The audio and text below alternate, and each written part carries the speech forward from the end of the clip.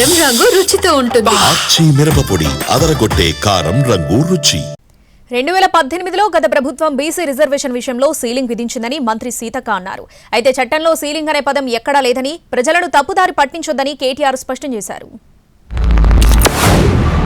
గత ప్రభుత్వంలో 2018 పంచాయతీరాజ్ చట్టంలో రిజర్వేషన్లను 50% పరిమితం చేస్తూ బీఆర్ఎస్ ప్రభుత్వం చేసినటువంటి చట్టం చేయడం జరిగింది. దాంట్లో 285A నిబంధన మరి సీలింగ్ పెట్టడం జరిగింది 50% వరకే.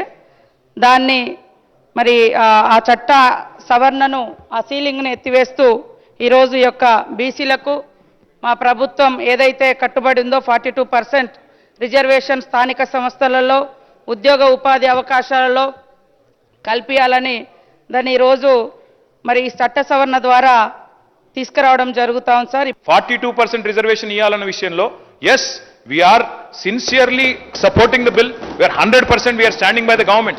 కానీ తాత్కాలికంగా మేము ఎట్లా చేస్తే బాగుంటుందో చెప్పే ప్రయత్నం చేస్తున్నాము. ఇంకొక మాట నేను చెప్తా ఉన్నా సార్, సీలింగ్ అని మాట్లాడినారు మంత్రి గారు శ్రీమతి సీతక్క గారు. వారికి నేను గుర్తు చేస్తా ఉన్నా, ఎక్కడా కూడా సీలింగ్ అన్న పదం లేదు చట్టంలో. దయచేసి చూసుకోండి. మీ అధికారులను కూడా నేను కోరుతా ఉన్నాను, దయచేసి మంత్రి గారిని తప్పుదోవ పట్టించకండి. దయచేసి సభ్యులను అట్లాగే రాష్ట్ర ప్రజలను కూడా తప్పుదోవ పట్టించకండి. సీలింగ్ విధించింది బీసీ రిజర్వేషన్ల మీద కేసీఆర్ గారి ప్రభుత్వం అనే మాట శుద్ధ తప్పు. అది 100% అబద్ధం అనే మాట కూడా నేను చెప్తా ఉన్నా అధ్యక్ష. దయచేసి సవరించుకోవాలని మంత్రి గారిని కోరుతా ఉన్నా.